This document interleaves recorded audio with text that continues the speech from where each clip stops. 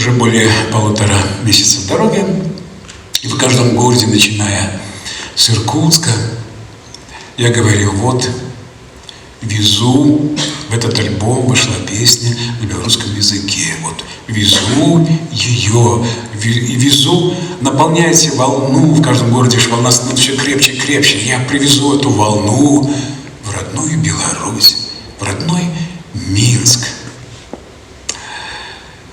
В каждом городе я говорю: вот, а потом, после вас, мы поедем туда, туда, туда, и приедем, и 10-го приглашал всех на концерт в город Минск. Я им переводил так: для того, чтобы тебя слушала земля, солнце, чтобы тебя понимали, для этого не обязательно заниматься магией или приносить жертву кого-то или чью-то душу, или свою душу.